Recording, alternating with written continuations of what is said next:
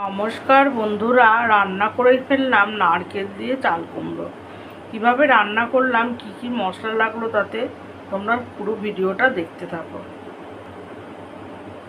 নমস্কার বন্ধুরা, রান্না করব চাল কুমড়ো নারকেল দিয়ে।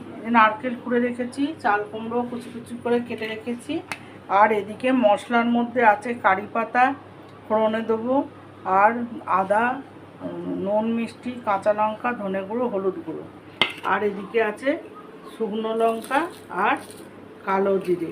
এটা ফোড়নে দেবো। তেলটা বসিয়েছি, তেলটা গরম হয়ে গেছে। এবার আমি কালো জিরে, শুকনো লঙ্কা আর কারি পাতাটা দিয়ে দিলাম। এবার আমি আদাটা দিয়ে দেবো ফোড়নে।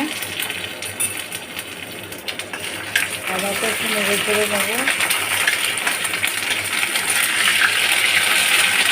একটু নুন দিয়ে দেবো, যেহেতু ছিটাচ্ছে।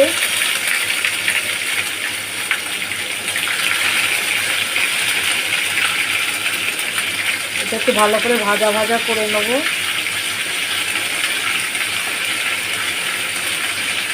এবার আমি চাল কুমড়োটা তুলে দেবো। চাল কুমড়োটা তুলে দিয়ে আমি নুন হলুদটা পুরোটাই দিয়ে দেবো।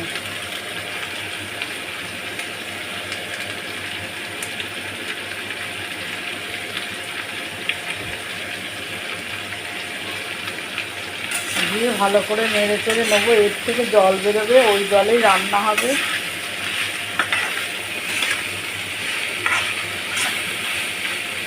এবার একটু ঢাকা দিয়ে দেবো বন্ধুরা। এই যে ঢাকাটা খুললাম, খুলে দেখছি যে অনেকটা সিদ্ধ হয়ে গেছে, চাল কুমড়োটা অনেক জলও বেরিয়েছে। এবার আমি কাঁচা লঙ্কা আর গুঁড়ো মশলাগুলো দিয়ে দেবো, দিয়ে তার সাথে নারকেলটাও দিয়ে দেবো। খুবই সুন্দর হয় খেতে এটা। তোমরা এইভাবে রান্না করে খেয়ে দেখবে, খুব ভালো লাগে খেতে। এটা আবার একটু আমি ঢাকা দিয়ে দেবো, নারকেলগুলো একটু নরম হোক। জল তো বেরিয়েছে অনেকটাই, এতেই রান্না হবে। দেখো বন্ধুরা, আমার এটা হয়ে গেছে, চাল কুমড়োর তরকারিটা হয়ে গেছে আমার। এবার আমি নামিয়ে দেবো। কত সুন্দর হয়েছে দেখো।